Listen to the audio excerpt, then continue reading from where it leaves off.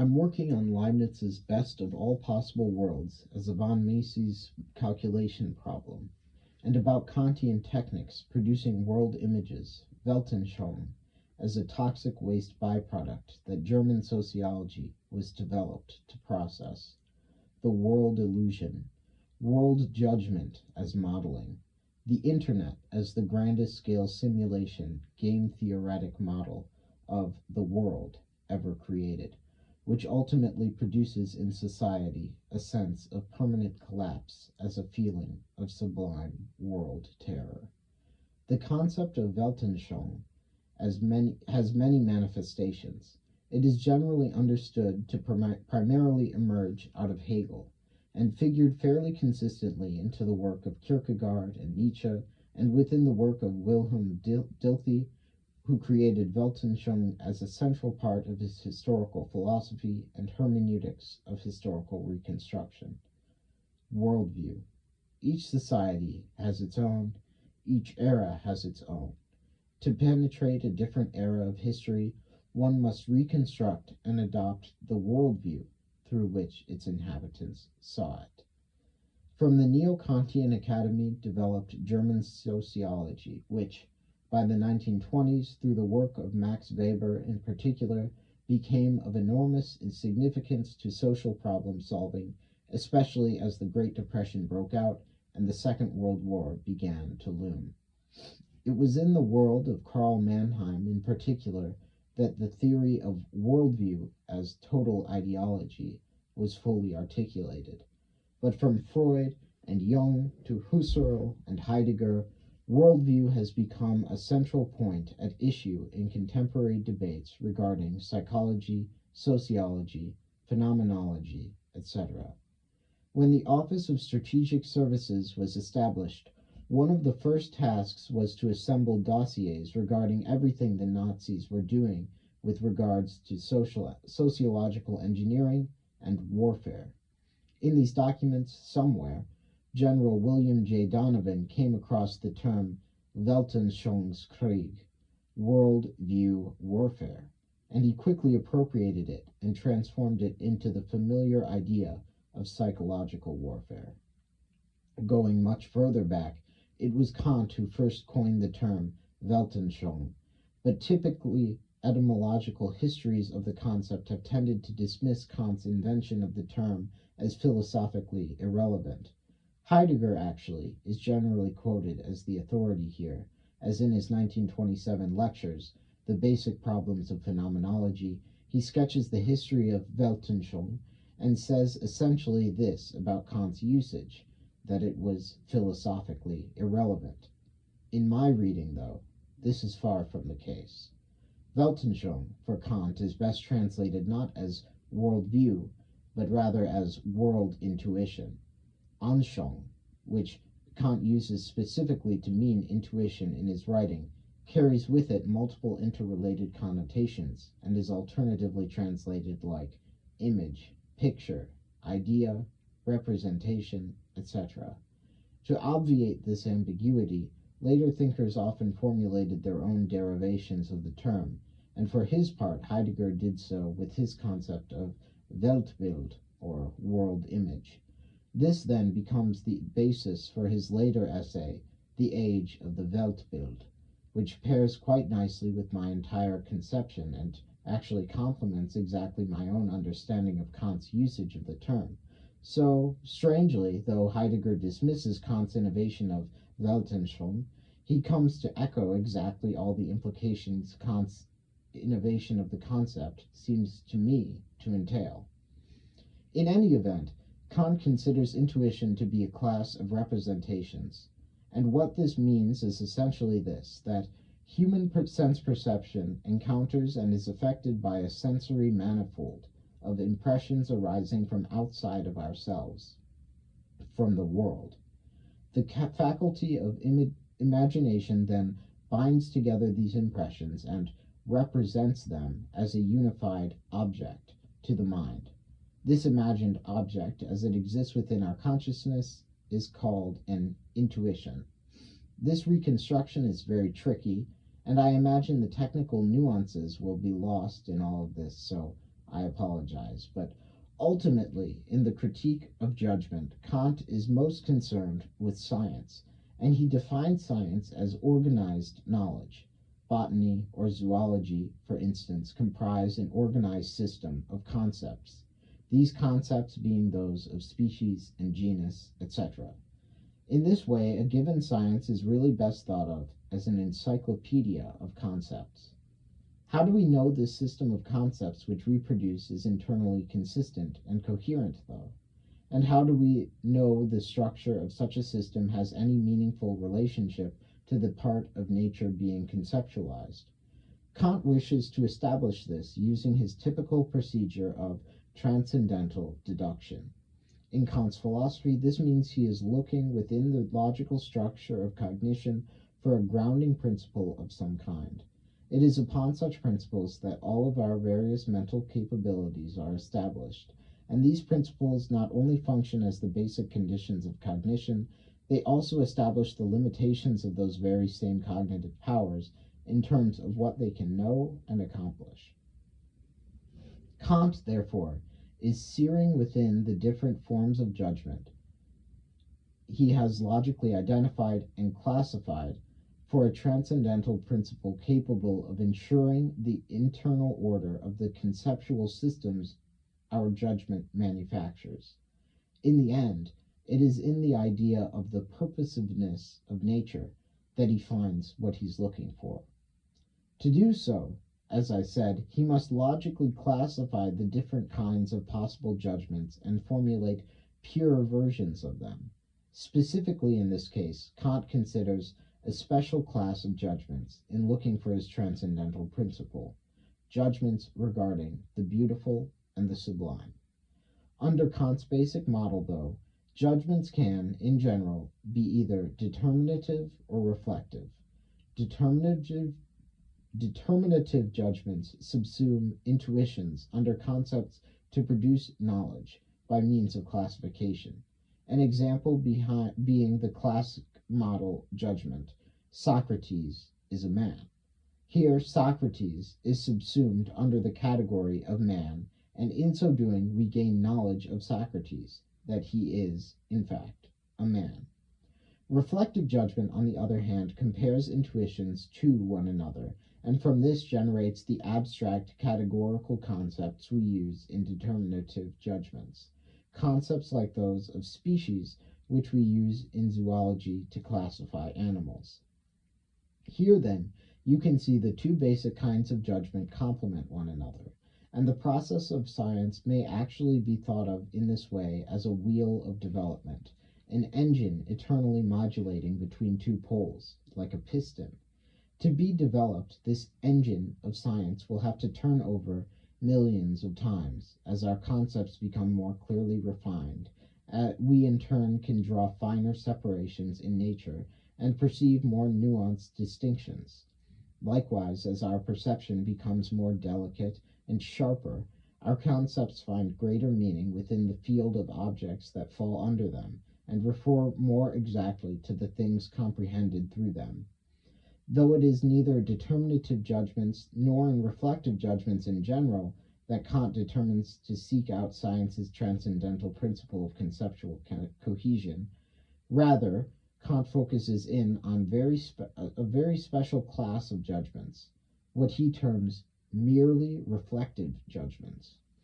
In reflective judgments, as noted above, we compare an intuition to other intuitions inside our imaginations, and we, by means of this comparison, discover underlying similarities between distinct intuitions.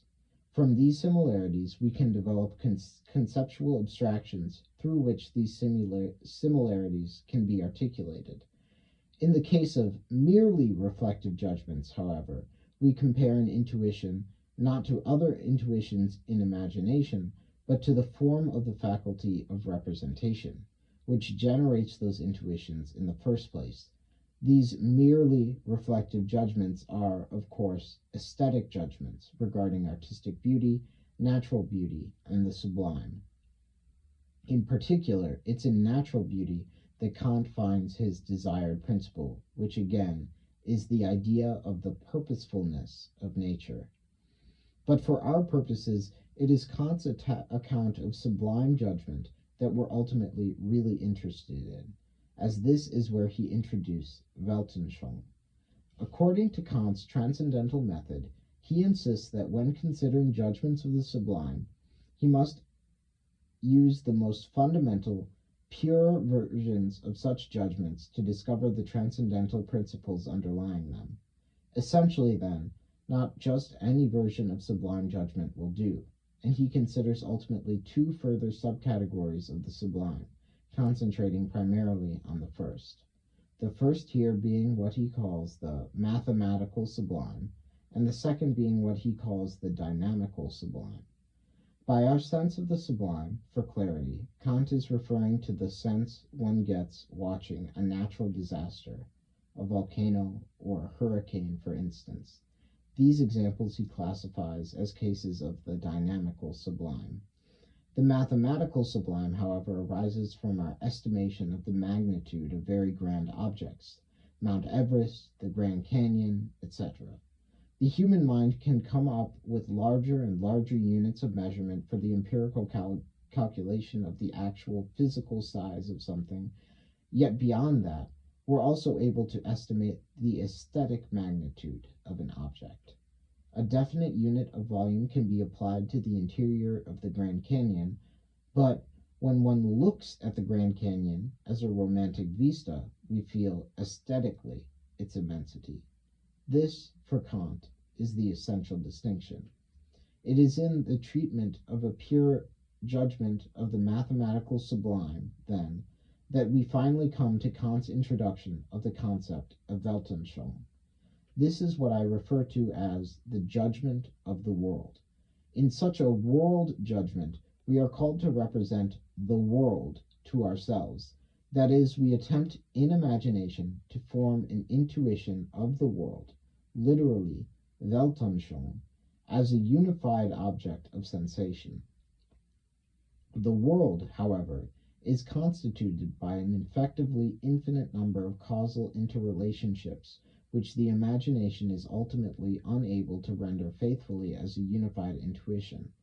This representational incapacity causes the imagination to stretch itself thinner and thinner, inevitably to a breaking point, and it is precisely this failure of our representational abilities which results in our feeling of the sublime in this case. It is from this failure that arises a sense of smallness or insignificance, of incapacity before infinity. The imagination is unable to raise intuition to an infinite totality. But what is the infinite totality we fail to arrive at? It is in the Critique of Pure Reason, in the section on the Antinomies of Pure Reason, that the full import of Weltanschauung becomes clear. The Critique of Pure Reason, briefly, is composed of three basic divisions. 1. The aesthetic, which is about space and time in the form of inner and outer sense. 2. The logic, which is about the faculty of the understanding and the table of categories. And 3. The dialectic of pure reason, and it is only in this third part that Kant finally deals with reason specifically. As Kant derived space and time in the aesthetic and the categories in the logic, in the dialectic he derives three ideas of pure reason. These are the psychological idea, soul, the cosmological idea, world, and the theological idea, God. Each section, in turn, deals with the manner in which reason arrives at these pure ideas, and in diagnosing the errors and contradictions that result from reason's attempts to grasp them. In each case is a different form of syllogism taken by Kant to be the basis of each respective idea. The categorical syllogism, Socrates is a man, leads reason to soul. The hypothetical syllogism, if, then, leads reason to world. The disjunctive syllogism, either or, leads reason to God. The Antinomies are Kant's discussion of the errors that arise from the contradictory ways in which reason can approach a pure idea of the world, the cosmological idea of pure reason. What Kant is really saying between the critique of pure reason and the critique of judgment, then, is that the world judgment, in which we form a representation of the world, or Weltanschauung, leads us in imagination to attempt an illicit extension of a chain of if-then propositions to infinity. By means of such an infinite chain, a fully conditioned causal model of all relationships within the world is attempted. A world judgment involves our attempt to absolutely simulate the world, including ourselves within it. It is therefore a model, a scale model, like Hitler overlooking his perfect city, Germania, with Albert Speer. This Weltanschauung is not inside of us, like a passive software of thought. It is quite literally a scale model we construct of the world that we present to ourselves for inspection. This idea is further developed by Schiller and Schelling. This moment of representing such an image model of the world to ourselves as something distinctly apart from consciousness is for Schiller and Schelling the moment of passage from animality to rationality. As we hold the world apart from ourselves like a tiny little scale model, we discover within its confines a miniature version of ourselves. In such a moment, the thinking subject frees itself and progresses into self-consciousness and stands outside of time in contemplation. Schiller makes this completely explicit in the following passage. Whilst man, in his first physical condition, is only passively affected by the world of sense, he is still entirely identified with it, and for this reason the external world, as yet, has no objective existence for him. When he begins in his aesthetic state of mind to regard the world objectively, then only is his personality severed from it, and the world appears to him an objective reality for the simple reason that he has ceased to form an identical portion of it. That which first connects man with the surrounding universe is the power of reflective contemplation. Whereas desire seizes at once its object, reflection removes it to a distance and renders it inalienably her own by saving it from the greed of passion. The necessity of sense which he obeyed during the period of mere sensations lessens during the period of reflection. The senses are for the time in abeyance. Even ever-fleeting time stands still whilst the scattered rays of consciousness are gathering and shape themselves. An image of the infinite is reflected upon the perishable ground. As soon as light dawns in man, there is no longer night outside of him. As soon as there is peace within him, the storm lulls throughout the universe, and the contending forces of nature find rest within prescribed limits. Hence, we cannot wonder if ancient traditions allude to these great changes in the inner man as to a revolution in surrounding nature, and symbolize thought triumphing over the laws of time by the figure of Zeus, which terminates the reign of Saturn. As long as man derives sensations from a contact with nature, he is her slave. But as soon as he begins to reflect upon her objects and laws, he becomes her lawgiver. Nature, which previously ruled him as a power, now expands before him as an object. What is objective to him can have no power over him, for in order to become objective, he has to experience his own power. As far and as long as he impresses a form upon matter, he cannot be injured by its effect, for a spirit can only be injured by that which deprives it of its freedom, whereas he proves his own freedom by giving a form to the formless, where the mass rules heavily and without shape, and its undefined outlines are forever fluctuating between uncertain boundaries. Fear takes up its abode.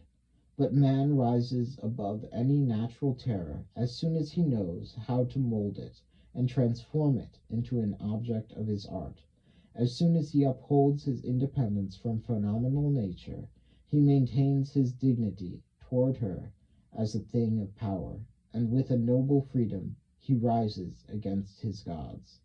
They throw aside the mask with which they had kept him in awe during his infancy, and to his surprise his mind perceives the reflection of his own image, the divine monster of the Oriental, which roams about changing the world with the blind force of a beast of prey, dwindles to the charming outline of a humanity in Greek fable. The empire of the Titans is crushed, and the boundless force is tamed by infinite form. Tellingly, he employs the metaphor of Zeus overthrowing Saturn to understand world judgment, as in the thinking subject, by thrusting the world away and turning it into his scale model, places itself outside of time. As I said, though this whole analysis of the third critique ultimately concerns the foundation of science, determinative and reflective judgment, this is the engine of science, the wheel. And what is the axis around which the world turns? World judgments, world modeling, world simulation. And so the progression of science necessitates the creation of models, obviously. But it is these that are nothing less than the worldviews, the ideologies of modern history. For an individual having a perfect world model, that's more or less tantamount to controlling destiny, understanding how your every move would result in different outcomes. For science, the perfect model, that's the ultimate global warming supercomputer model capable of fully simulating the complexities of the climate. For the state, such a model is a total social information system capable of simulating how all changes in social conditions affect the condition of society. What is this? Social media control systems. Palantir. This is the ultimate outcome. Rand Corporation, wargaming, sociological simulation, human terrain systems, mass data collection. We are not ruled as thinking subjects. We are ruled as animal brutes within the scale miniature of the state's simulation. And this little scale model is endlessly expanded to attempt to include as much of us as is possible, as much of our lives, as much of our existence, in order to scale us down, to model us as much as possible, to govern us totally. The starting point of this entire history is Leibniz's Characteristica Universalis, and the basic reading here is that Kant's techniques are a continuation of the Leibnizian project to automate scientific conceptualization. Ultimately, I'm working on connecting fully the history of worlds, worldviews, world models, world simulations, world images, from Leibniz to Rand, and ultimately everything as a single overarching problem, perhaps first articulated by Leibniz in his desire to create an algorithmic combinatorics of post-scholastic logic, where a universal symbolic logic could be automated to generate all possible metaphysical, logical, and mathematical concepts, and then procedurally predicate them to populate an infinite encyclopedia of all possible knowledge. The Leibnizian idea of the best of all possible worlds has worlds as thoughts of God, whereby he harmonizes the teleological unfolding of monads. And so the point is to read such a Leibnizian problem in light of economic calculation problem, the economic calculation problem of Ludwig von Mises, where he attempts to prove that, given the limitations of economic calculation methods, an economic planner can never allocate capital as efficiently as the market. Neoliberalism has become Leibniz's God, and seeks to create the best of all possible worlds through its enormous modeling efforts. It attempts to maximize the utility of the world, and its incapacity to do so drives it to ever more expansive models, to the point where all of human life is swallowed up and reduced to a kind of miniature existence, like little figures in a model train project. Because neoliberalism is engaged in this endless attempt to achieve a model of the world that is fully conditioned as an infinite totality, and neoliberalism therefore produces in society a background noise, a sublime terror, like one feels looking at a raging storm or a natural disaster, a world terror, or Weltterror. And this is the sense of permanent collapse which pervades all our lives and drives political conflict and continuously justifies ever greater public opinion management and large scale social engineering.